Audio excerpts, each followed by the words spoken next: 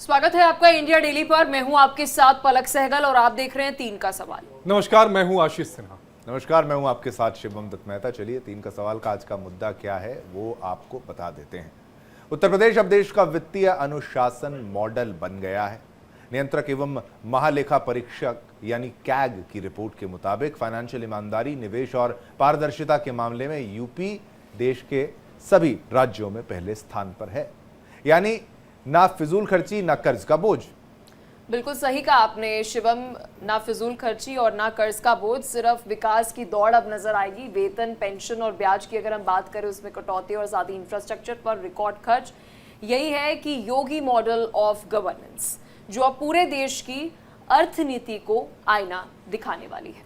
तो रिपोर्ट के मुताबिक मुख्यमंत्री योगी आदित्यनाथ के नेतृत्व में उत्तर प्रदेश ने न केवल राजस्व व्यय पर नियंत्रण रखा है बल्कि निवेश और पूंजीगत खर्च में भी एक नया इतिहास रच डाला है। सीएजी की इस रिपोर्ट में इस बात को बिल्कुल साफ कहा गया है कि अन्य राज्य जहां कर्ज और सब्सिडी में डूबे हैं, वहीं उत्तर प्रदेश ने वित्तीय अनुशासन को विकास का औजार बना दिया है। और इसी पर 3 का सवाल में हमारे साथ खास मेहमान भी जुड़ेंगे, लेकिन 3 सवाल क्या है उससे आपको रूबरू करा दें। पहला सवाल है कि क्या दूसरे राज्य भी अब योगी मॉडल को अपनाएंगे, और दूसरा सवाल ये रहेगा कि क्या आपकी रिपोर्ट ने कौन ईमानदार है, कौन खर्चीला है, क्या ये दिखा दिया है।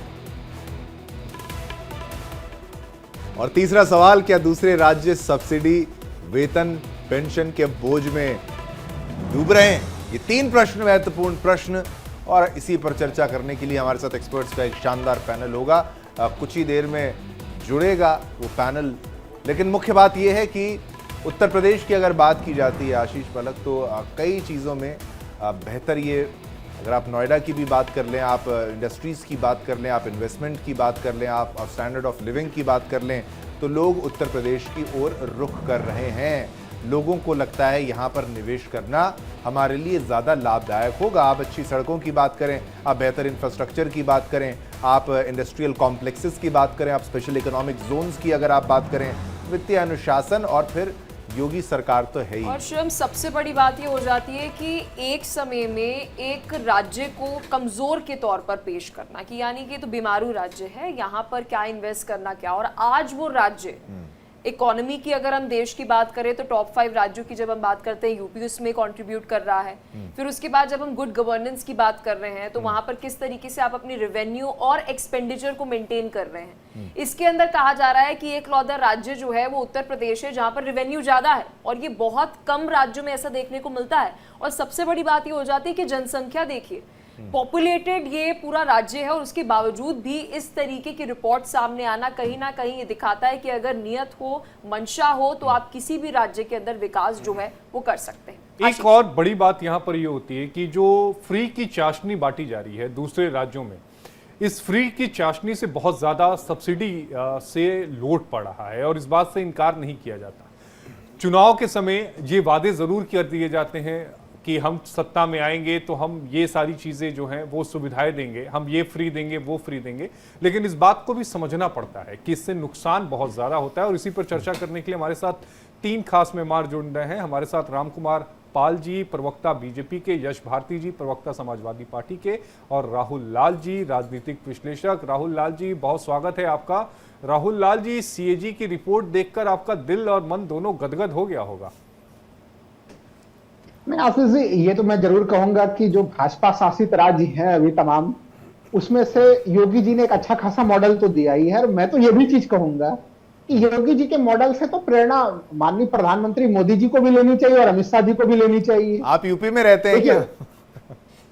ना, मैं तो यूपी में रह रहा हूं, लेकिन मैं तो ये चीज कह रहा हूं, मैं नंबर 1 चीज देखिए, अगर उत्तर प्रदेश की अर्थव्यवस्था की मॉडल थोड़ी सही दिख रही है, भाई केंद्रीय अर्थव्यवस्था का मॉडल क्यों नहीं वैसा दिख रहा है। वहां पर सोचिए 55 लाख करोड़ के कर्ज में वो आए थे, और वो कर्ज 230 लाख करोड़ तक पहुंच गया। तो मैं तो यही चीज कहूंगा कि अब प्रधानमंत्री जी को अपने पद से इस्तीफा देके अब मुख्यमंत्री योगी आदित्यनाथ को प्रधानमंत्री पद के लिए जो है कि छोड़ देना चाहिए। राष्ट्रीय स्तर पर विकास होनी चाहिए। ये तो भी एक पॉलिटिकल टिप्पणी।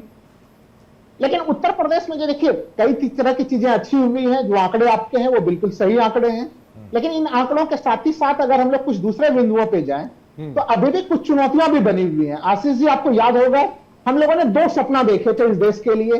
राष्ट्रीय स्तर पर सपना देखा गया था, $5 ट्रिलियन इकोनॉमी का सपना देखा गया था। वो $5 ट्रिलियन की इकोनॉमी 2025 तक में होनी थी और उत्तर प्रदेश को $1 ट्रिलियन की इकोनॉमी बननी थी। तो राष्ट्रीय स्तर के वो आंकड़े भी हम लोग नहीं छू पाए और $1 ट्रिलियन इकोनॉमी के लिए अब 2028-2030 तक के जो है कि वो लक्ष्य आगे कर दिए गए लेकिन हैं। गरीबी हटाओ से तो बेहतर है ना साहब, जो गरीबी हटाओ का नारा ही खत्म नहीं हो रहा था। गरीबों को ही हटा दिया गया तो उस नारे के बाद तो अच्छा, टारगेट तो अच्छे रखेंगे ना आप अगर किसी कंपनी में करते हैं काम या आप कंपनी रखते हैं, कुछ तो टारगेट तो रखेंगे। और टारगेट तो हमेशा ज्यादा ही रखा जाता है। अचीव कर पाए नहीं कर पाए, लेकिन कुछ तो उसके करीब आए ना हम। आप ये भी कह दीजिए कि भाई बिल्कुल भी कुछ नहीं हुआ। शिवम जी देखिए, मैंने प्रथम खंड में कहा कि भारतीय जनता पार्टी के जितने प्रशासित राज्य हैं वहां पे योगी आदित्यनाथ जी का मॉडल सबसे बेहतर है। मैंने प्रथम खंड में ही कहा और आप भी वहां रहते हैं। लेकिन अब देखिए, लेकिन जो मैंने किंतु परंतु खाली एक लाइन का जो मैंने जोड़ा कि देखिए, किसी भी एक्सपर्ट से पूछिए कि अगर उत्तर प्रदेश की अर्थव्यवस्था को $1 ट्रिलियन की इकोनॉमी होनी है तो उत्तर प्रदेश का ग्रोथ रेट क्या होना चाहिए? वो ग्रोथ रेट 32% का ग्रोथ रेट होना चाहिए और हमारा अभी जो इस साल का सबसे बढ़ा हुआ ग्रोथ रेट है वो 11.8% का ग्रोथ रेट है उत्तर प्रदेश का। ठीक है, मतलब उतनी स्पीड में नहीं हो रहा काम। राम कुमार पाल जी हमारे साथ जुड़ चुके हैं। काम हो रहा है, राहुल लाल जी ने यही स्वीकार कर लिया, बहुत है। नहीं, ठीक है राम कुमार जी, आपने भी डिस्कशन को सुना और जो राहुल लाल जी ने यहाँ पर कहा, उनके एलिगेशंस का, उनके आर्ग्यूमेंट्स का आप जवाब भी दे दीजिए। और क्या काम उतनी तेजी से नहीं हो रहा है जितना होना चाहिए? टारगेट्स बड़े हैं। राम कुमार जी नमस्कार आप सभी को। काम तो बहुत तेजी से हो रहा है, लेकिन कहीं पे थोड़ा रतौंधी का असर भी हो जाता है। पूरे देश में हो रहा है। उत्तर प्रदेश में तो प्रॉब्लम ये थी कि गुंडा राज भी था ना, वो एक बहुत बड़ा रोड़ा था। बिहार से कम था लेकिन यूपी में वो भी बहुत बड़ा रोड़ा था, उसको भी देखना, उसके बाद मुद्रास्फीति देखना। और राहुल जी से हाथ जोड़ के विनती करूंगा, अगर कभी भी किसी चीज का आपको मुआयना करना 2004 से 2014 और 2014 से 2025 ये देश को बताने का प्रयास कीजिए, तब जाके मालूम पड़ेगा कि देश में क्या विकास हुआ है, उत्तर प्रदेश में क्या विकास हुआ है, उत्तर प्रदेश की क्या रेवेन्यू थी, आज की क्या रेवेन्यू है, आज क्या खर्च हो रहा है, और उस सरकार में कितनी योजनाएं थी, इस सरकार में कितनी योजनाएं हो रही है, उस दौर में कितने सेना को फंड दिया जाता था, आज के दौर में कितना सेना को फंड दिया जा रहा है। इस तरह से जब परख करेंगे तब ही कुछ न्याय की बात होगी, नहीं तो अपनी पार्टी के लिए और अपने लिए वो बात और है। लेकिन मुआयना अगर करना है तो उन्होंने भी 10 साल चलाया था, यहाँ भी 11 साल चला है। इसको आप अगर राहुल लाल जी, कहेंगे तो आप तो गुरु है हमारे, केस स्टडी हम उत्तर आप जैसे प्रदेश लोगों पर को करें, गुरु जो मानते हैं। जिक्र अभी रामकुमार लाल जी ने किया कि जो सबसे बड़ी चुनौती उत्तर प्रदेश में थी वो ये थी कि अगर कोई इन्वेस्टर आ रहा है तो इस इन्वेस्टर को एक सुरक्षित माहौल देना है कि एक स्टेबलाइज कंट्री के साथ साथ एक स्टेबलाइज राज्य भी है, यहाँ पर आकर आप इन्वेस्ट कीजिए। क्या एक ईज ऑफ डूइंग बिजनेस का जो माहौल है वो उत्तर प्रदेश सरकार और शासन जो है वो दे पाई है? राहुल लाल जी, इस बात से मैं सहमत हूं कि उत्तर प्रदेश में चूंकि जो तमाम आंकड़े दिख रहे हैं निवेश के मामले में यहाँ पे जो है कि वो स्थितियां बेहतर हुई है। मैंने इसलिए तो शुरुआत में कहा पलक जी कि अगर आप देखिए, अब तुलना मुझे करनी पड़ती है क्योंकि उत्तर प्रदेश में काम बेहतर हो रहा है, राष्ट्रीय स्तर पर काम बेहतर नहीं हो रहा है। अब अगर हम लोग देखें अभी तो आप देखिए कि जो हमारे फॉरेन पोर्टफोलियो इन्वेस्टर्स हैं वो लगातार भारी मात्रा में जो है कि यहाँ से जो है कि वो निवेश निकाल के बाहर ले जा रहे हैं, दूसरे देशों में ले जा रहे हैं। उस स्थिति में भी उत्तर प्रदेश ने बेहतर प्रदर्शन किया है। तो ये उत्तर प्रदेश के मॉडल को उत्तर प्रदेश तक सीमित रखने की जरूरत नहीं है, यूपी मॉडल, बल्कि इसे राष्ट्रीय स्तर पर इसको लागू करने की जरूरत है। इसलिए मैंने शुरुआत तो आपसे मैं पूछ रही हूँ कि ऐसा क्या किया है उत्तर प्रदेश में सीएम योगी आदित्यनाथ ने कि अभी जो तमाम अलग अलग स्टेट्स के मुख्यमंत्री देख रहे हो, ब्यूरोक्रेट्स देख रहे हो, या फिर कलेक्टिवली कोई भी हो, बीजेपी शासित हो, कांग्रेस शासित हो या टीएमसी शासित हो, तो वो थोड़े से चिट नोट्स बना ले कि भाई ये करना है। मैं तभी एक्सप्लेनर आपसे मांग रही हूँ राहुल लाल जी। वो कह रहे हैं कि योगी, क्या सही हुआ, योगी मॉडल चाहिए। राहुल लाल जी, योगी मॉडल पूरे देश में लागू हो जाना चाहिए, फिर मतलब पूरा योगी आदित्यनाथ जी को प्रधानमंत्री के पद पर त्वरित तौर पर ले आना चाहिए। भारतीय जनता पार्टी के भीतर से भी आवाज है और अगर हम लोग भी अगर बाहर से देखते हैं तो यह निष्कर्ष निकालने में देर नहीं लगती कि किसके कितने बेहतर है। लेकिन अब चलिए कुछ गंभीर आंकड़ों के आधार पर बातचीत की जाए। देखिए, अगर हम लोग अभी यहाँ पे रामकुमार पाल जी ने कहा कि आप जब भी बातचीत कीजिए, देखिए उत्तर प्रदेश की बातचीत होगी रामकुमार पाल जी, तो हमारे सामने में एक तो 2012 से 17 के तमाम आंकड़ों को लिया जाएगा और 2017 से लेकर अब तक के आंकड़ों को लिया जाएगा। ये 2 आंकड़े होंगे। मैन्युफैक्चरिंग सेक्टर का ग्रोथ रेट क्या रहता था? 2012 से 17 के बीच में मैन्युफैक्चरिंग सेक्टर का ग्रोथ रेट उत्तर प्रदेश में 14% था। ये आंकड़े आप अभी भी आप गूगल पे टाइप करेंगे आपको दिख जाएगा। लेकिन योगी सरकार के प्रथम वर्ष के कार्यकाल में वो मैन्युफैक्चरिंग ग्रोथ रेट के जो आंकड़े रहे वो 4% रहे। हालांकि 2022 में जब वो सेकंड बार आए तब वो थोड़ा गति प्रदान कर रहे हैं। तो प्रथम कार्यकाल तो उतना बेहतर नहीं रहा, लेकिन प्रथम कार्यकाल के तुलना में जो सेकंड कार्यकाल रहा वो योगी जी के प्रथम कार्यकाल से मुझे बेहतर दिखाई दे रहा है। लेकिन इसमें अभी भी मैंने कहा कि बहुत कुछ करने की जरूरत है। उत्तर प्रदेश में जो कर्ज है वो कर्ज बढ़ के 9 लाख करोड़ रुपया तो यहां पे भी पहुंच चुका है इस समय। तो वो अगर प्रत्येक जनता के ऊपर कर्ज को देखें तो वो 37,000 रुपया प्रत्येक जनता के ऊपर जा रहा है। तो आप कई तरह के एक्सरसाइजेज अभी भी करने बाकी हैं। अच्छा काम हो रहा है, लेकिन जिन कामों की तरफ अभी ध्यानाकर्षण हम लोगों का दिलाना चाहिए वो कर्तव्य का निर्वहन भी मैं तलत जी यहां पे कर रहा हूं। ठीक है राम कुमार जी, इनकी आर्गुमेंट से आप सहमत है? दूसरा आप भी कुछ कहना चाहते थे, ऐड करें। देखिए, मैं बात ये रखना चाहता हूं कि बिना पेट्रोल गाड़ी नहीं चलती, डीजल बिना नहीं चलती, उसी तरह बिना विद्युत क्या चलता। उस दौर में विद्युत क्या थी? विशेष मुख्यमंत्री के और आजम खान के क्षेत्र में चॉइस होता था। बाकी लोगों को कितना, राहुल गांधी यूपी के, मैं भी यूपी का हूं, कितने घंटे बिजली मिलती थी? बिजली सिवा कौन सा उद्योग लग सकता है, कौन सा बिजनेस हो सकता है, कौन सी आत्मनिर्भरता हो सकती है? उससे संपन्न किया और संपन्न करने की जरूरत है। लेकिन अभी पूरे देश को, किसानों को भी मिल रही है बिजली और उद्योगपतियों को भी मिल रही है बिजली की, और आवश्यकता है। सड़कें काफी बनी है, पुल्स काफी बने, एयरपोर्ट्स भी जो विचार सोच नहीं सकता उत्तर प्रदेश उतने एयरपोर्ट्स बने। आज की तारीख में अयोध्या और कुशीनगर 1 नंबर एयरपोर्ट है। टूरिज्म बढ़ा है, बनारस में टूरिज्म बढ़ा है। तो ये सोच, टूरिज्म भी बहुत बड़ा एक उद्योग है, बिजनेस है, कितना रेवेन्यू आता है। आज देखिए कि अयोध्या में 5 लाख लोग आते हैं, बनारस में 1.5 लाख लोग आते हैं। ये कम है कि किसकी कहाँ इसका उपयोग? नहीं, वो तो तारीफ कर रहे हैं राहुल लाल जी, तो थोड़ा कंपैरेटिव एनालिसिस। नहीं, राहुल लाल जी तारीफ कर रहे हैं, लेकिन राहुल लाल से ये पूछिए, बिना विद्युत कुछ हो सकता है या बिना पेट्रोल गाड़ी चल सकती है क्या? वो कह रहे कि नहीं, फिर वो ये कहेंगे कि उस दौर में पेट्रोल की कीमत 35 रुपए पर लीटर थी, आपके दौर में 100 रुपए से नीचे नहीं जा रही है। जब अंतरराष्ट्रीय मार्केट में 55 बैरल प्रति लीटर इस समय क्रूड ऑयल है, तो फिर पेट्रोल की कीमत कम क्यों नहीं जा रही है? देखिए सर, ऑयल बॉन्ड इन्होंने अरबों रुपए का बेचा था, उसकी पेमेंट 2016 से चालू हुई है और 2028 तक देनी है। किसने ऑयल बॉन्ड बेचा था? 72 रुपए में डीजल पेट्रोल का सब्सिडी के साथ और 30-36 रुपए का ऑयल बॉन्ड। कहां से चुकाएंगे? किस उद्योग से चुकाएंगे? राहुल लाल जी जवाब दे दीजिएगा। ऑयल बॉन्ड है, इसके बारे में कोई नकारा जा सकता है क्या? आप लोग ठीक है, ये आर्ग्यूमेंट इसका जवाब राहुल जी। देखिए, ये बात आशीष जी आपने बिल्कुल सही अतीत की बातें याद दिलाई हैं, जिस समय हम लोगों ने देखा है कि $140 प्रति बैरल तक पे जो है कि अंतर्राष्ट्रीय स्तर पे तेल के मूल्य पहुंच चुके थे, लेकिन भारत में तेल के मूल्य कम रखे गए थे। अब ऑयल बॉन्ड को देख लीजिए, ऑयल बॉन्ड से कितने राशि की उगाही की गई थी, और आपने 2014 से लेकर अब तक जब हम लोगों ने यह भी देखा कि कोरोना काल के समय में तेल के मूल्य जो है वो निगेटिव में जा चुके थे, उसके बावजूद भी भारतीय उपभोक्ताओं को लाभ नहीं मिला। रूस से हम लोग तेल सस्ते में लाते हुए रहे, लेकिन भारतीय उपभोक्ताओं को उसका लाभ नहीं मिला। आपने कम से कम इस दरमियान राहुल लाल जी एक डेटा था, वो डेटा ये कहता है कि रूस से जो हमने तेल खरीदा है अब तक, उसमें हमें 4 लाख करोड़ का हर साल फायदा मिलता है, लेकिन हम कीमत अभी भी वही चुकाते हैं। मैं वही तो कह रहा हूं आशीष जी कि इन्होंने कम से कम, अगर आप देखते 2014 से लेकर अब तक के 11 वर्षों में तेल से लाभांश इन्होंने कम से कम 40 लाख करोड़ का प्राप्त किया है। और ऑयल बॉन्ड कितने का था उस समय कांग्रेस के शासन के जमाने का?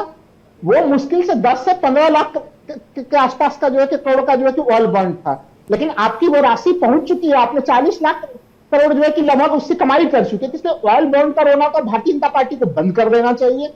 और लगातार देखिए, ऑयल को सस्ता करने के इनके पास अभी भी मौके थे, अतीत में भी मौके थे, लेकिन उन मामलों को ये पीछे रहे। मैं इसलिए तो कह रहा हूं कि $1 ट्रिलियन की इकोनॉमी, रामकुमार पाल जी आप ही बता दीजिए कब उत्तर प्रदेश की अर्थव्यवस्था $1 ट्रिलियन इकोनॉमी को छू लेगी? आप रामकुमार जी इसका जवाब दीजिएगा, फिर यश भारती जी भी जुड़ गए, उनके पास भी जाएंगे। रामकुमार जी प्लीज। देखिए, ऑयल बॉन्ड था, इराक के पैसे थे, उसके बाद में अभी जब मनमोहन सिंह छोड़ के गए थे तो 165 ट्रिलियन की इकोनॉमी थी, आज 365 हुआ, तो हम 3 नंबर पे आए।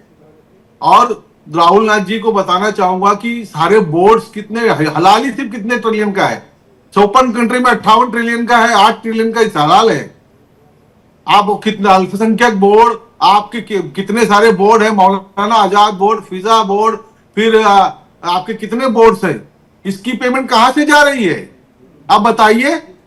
ये किसी और वर्ग को दिया गया है और हमारे हिंदुओं के मंदिर से राहुल लाल जी 4 लाख मंदिरों से 2 लाख तो 3 लाख करोड़ रुपया सरकार ले रही है। तो कौन से देश के तो पैसे ये हैं सर? सरकार में कौन है रामकुमार पाल जी? सरकार में कौन है? सरकार हमारी सरकार है। तो फिर राहुल कैसे लाल जी बंद क्या कर कर दिया लेंगे? जाए सर? लाखों जैसे करोड़ आपने लोग शुरू आप में ले कहा, और राहुल लाल फ्री जी की जवाब नहीं रेवड़ियां- देंगे क्या? फ्री की रेवड़ियां देश को भारी पड़ रही हैं, लेकिन दे रहे हैं फ्री की रेवड़ियां। बिहार में अभी राहुल गांधी ने 28-28 लाख रुपए के बैनर लगाए हैं।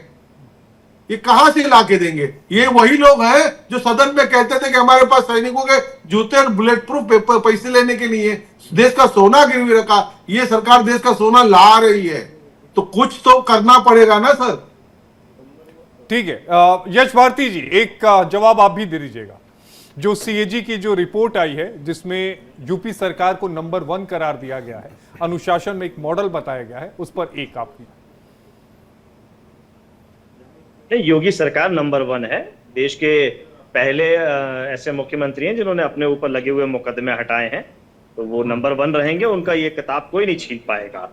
दूसरी बात, अभी मैं राजकुमार जी को, भारतीय जनता पार्टी के प्रवक्ता को सुन रहा था, बिना नहीं, मुकदमे हटाने की बात कहेंगे तो आतंकवादियों से मुकदमे किसकी सरकार ने हटाए थे? हाँ, अब उस पे आप कुछ नहीं बोलेंगे।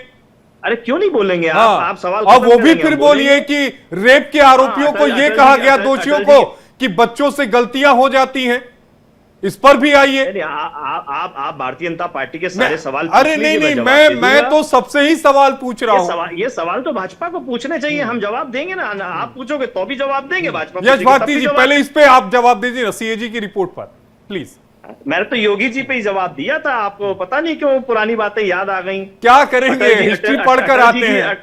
राहुल लाल जी भी मुस्कुरा रहे हैं। आतंकवादियों को देख, अटल जी की सरकार थी, आतंकवादियों को दे करके आई थी, गिफ्ट दे करके आई थी कि और आतंकवाद करना। वो अटल जी की सरकार थी ना, देश की सरहद पार करा के हिफाजत से छोड़ के आई थी। तो बहुत सारी बातें, अगर आप आतंकवाद पे बात करेंगे तो भारतीय जनता पार्टी के राष्ट्रीय कार्यालय पे देश को बेचने का काम इनके राष्ट्रीय अध्यक्ष ने किया है, वो भी आतंकवादी था। अब मुद्दे पे आते हैं, क्योंकि भारतीय जनता पार्टी के साथी ने इस आर्थिक बात को लेकर के बिजली और पेट्रोल को जोड़ा है। बिजली उत्पादन के लिए योगी सरकार पार्ट 1 या पार्ट 2 ने कौन सा उत्पादन के लिए केंद्र बनाया? कोई एक नाम बता दीजिए। आपकी जानकारी में हो, भाजपा की जानकारी में तो बता दीजिए कि ये उत्पादन का केंद्र बनाया हमने, ये संयंत्र लगाया।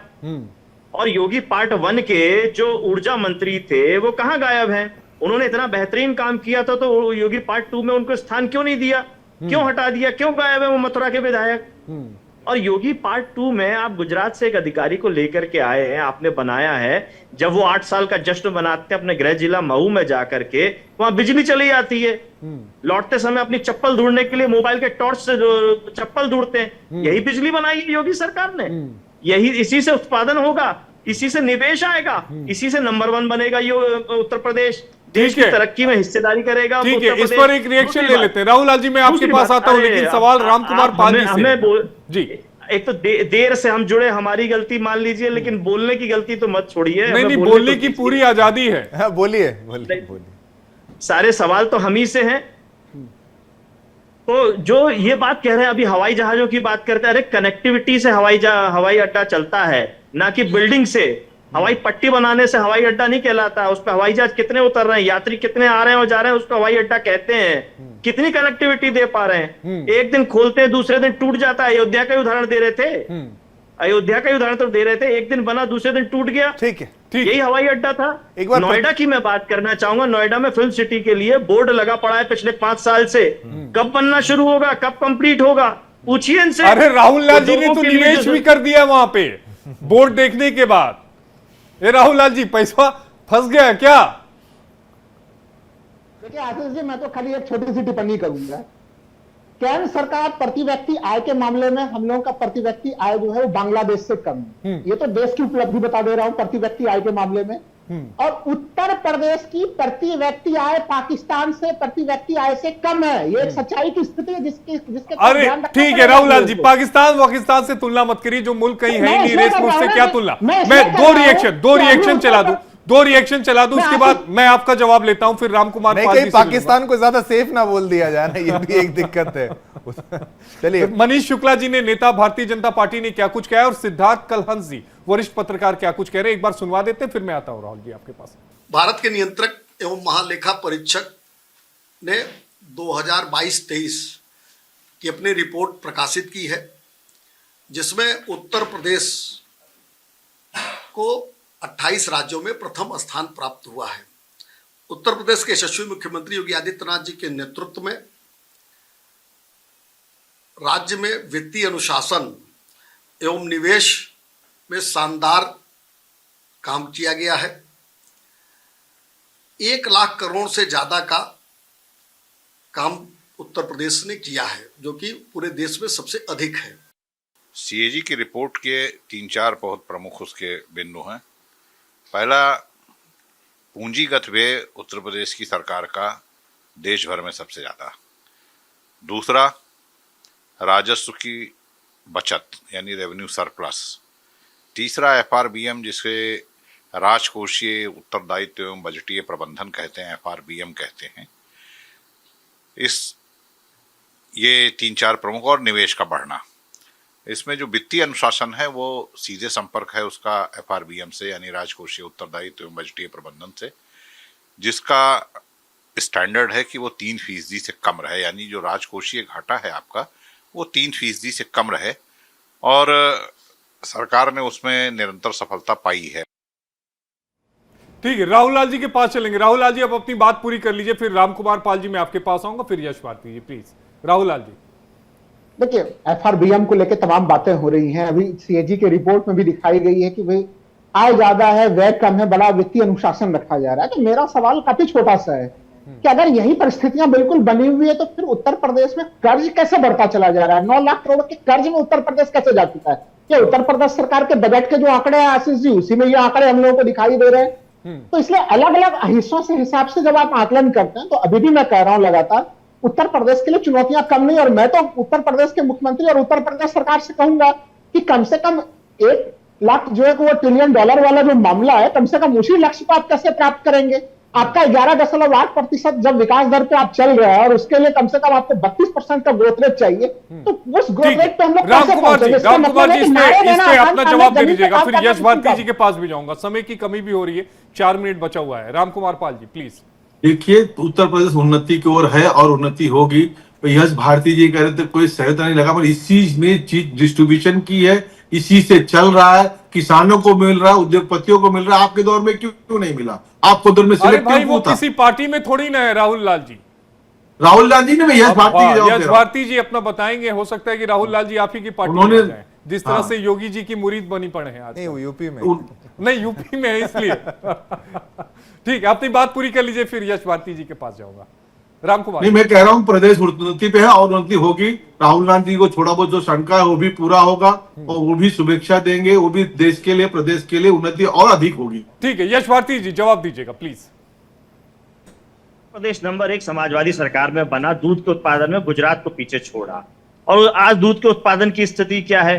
बिजली संयंत्रों की मैंने बता दी कि बिजली संयंत्र के लिए कौन सा नया उत्पादन किया है उन्होंने, ये बता देना कौन सा नया संयंत्र लगाया। इतनी बात की बात ही नहीं है। 2, 3, 4, 5, 6 नाम बता दें, जगह का नाम बता दें। नाम बता नहीं पाएंगे क्योंकि लगाया नहीं। हमने बिजली के लिए काम किया, हमने दूध उत्पादन के लिए काम किया, हमने बड़ी किसान मंडियां बताई, हमने किसानों के उत्पादन के उपज को बेचने के स्थान बनाए। इन्होंने क्या किया बता देना, हवाबाजी ना करें। अरे यश भारती जी, आप लोगों ने इतना काम कर लिया, फिर भी 2 बार जनता ने आपको नकार क्यों दिया?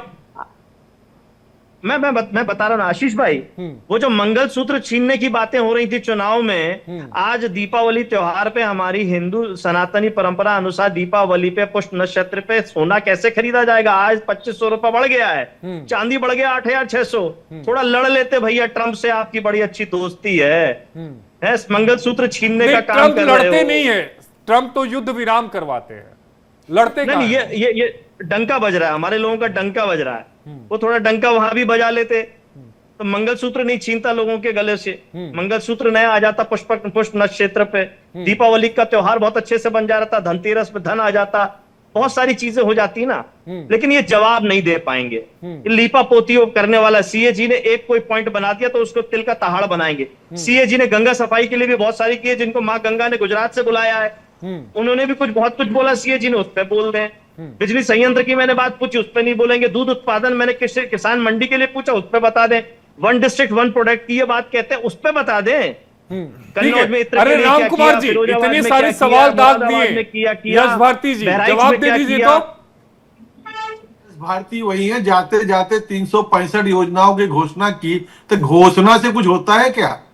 यहाँ तो 5 साल में अगर भूमि पूजन करते हैं, उद्घाटन भी करते हैं। आज एयरपोर्ट पे कह रहे तो आपने क्यों नहीं एयरपोर्ट बढ़ाए थे?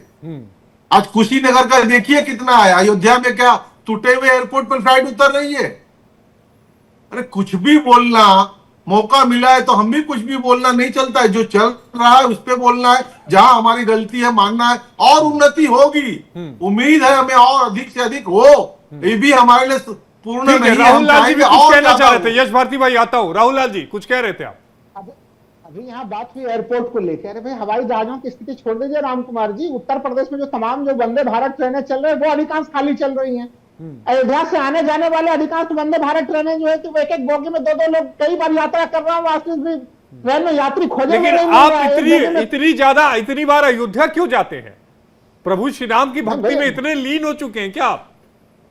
नहीं आशीष जी, देखिए मैं जब तक राम मंदिर का निर्माण पूरा नहीं होगा मैं मंदिर दर्शन तो बिल्कुल नहीं करूंगा, लेकिन फिर भी तो फिर अयोध्या क्या करने जा रहे हैं? वादे होते हैं, दावे होते हैं। अयोध्या में प्रॉपर्टी खरीद रहे हैं आप, मैं समझ गया। अयोध्या में आप प्रॉपर्टी खरीद रहे हैं, मैं समझ गया। अयोध्या जा रहे हैं। नहीं आशीष जी, मैं तो उत्तर प्रदेश सरकार के विकास के दावों को देखने के लिए जाता हूँ। तो ये जो हवाई, अरे अयोध्या जाते हैं, मंदिर क्यों नहीं चले जाते राहुल लाल जी? भारत के यात्री भी नहीं कह मिल रहे रहे हैं 25 नवंबर के बाद जाएंगे। नहीं राहुल लाल जी, आप अयोध्या जाते हैं बार बार, आप यश मंदिर भी हुआ है। जी कुछ कहना चाह रहे हैं, प्लीज यश जी। आशीष जी, आपने हमसे सवाल किया था कि जनता ने हमें नकार क्यों दिया। देश के सबसे बड़े चुनाव में उत्तर प्रदेश की नंबर 1 पार्टी समाजवादी पार्टी है, देश की तीसरे नंबर की सबसे बड़ी पार्टी है। और आप अयोध्या का जिक्र कर रहे थे, अयोध्या ने प्रभु राम ने इनको नकार दिया, लायक ही नहीं समझा। जो जमीन का घोटाला करें, प्रभु राम के चंदे के नाम के चंदे पे धंधा करें, जो और चीजें करें, जनता को दुखी करें, प्रताड़ित करें, प्रभु राम खुश थोड़ी होंगे अगर उनकी जनता दुखी होगी। ये जनता को दुखी किए बैठे हैं, तो प्रभु राम खुश नहीं होंगे, इनको आशीर्वाद नहीं देंगे, इनको श्राप जरूर मिल रहा है। और अयोध्या में भी श्राप मिला, देश में भी श्राप मिला। जो 400 पार कर रहे थे वो घट के रह गए। अब नहीं, लेकिन साइकिल चुनाव देश भर के अगर मैप को देखेंगे तो केवल बीजेपी एनडीए ही दिख रहा है। नहीं, इसमें एक काउंटर ये है, यश भारती जी, आप वो दौर भी याद करिए, आप विपक्ष पर ये आरोप लगा था कि आपने ये नैरेटिव दे दिया था कि बीजेपी कह रही है 400 पार का नारा संविधान बदलने का है। आपने बोला था कि नहीं बोला था? और ये आपने एक तरीके से पूरे गेम को इस तरीके से पलटने का प्रयास किया कि संविधान ये बदल देंगे। बीजेपी ने कहा हमने ऐसा कुछ नहीं करना था, और आपने लोगों की भावनाओं, आप बिल्कुल जवाब दीजिए, मैं कह रहा हूं आपने ये कहा था कि नहीं कि संविधान बदल देंगे, ये आपको फायदा हो गया। इसमें प्रभु श्री राम को कहां आप इस छोटी राजनीति में ले आ रहे हैं? प्रभु श्री राम ने थोड़ी ना कहा था कि संविधान बदल देंगे, आप ही लोग। शिवम जी जवाब दूं? बोलिए। इनके अयोध्या के प्रत्याशी ने कहा हम 400 पार करेंगे तो संविधान बदल देंगे।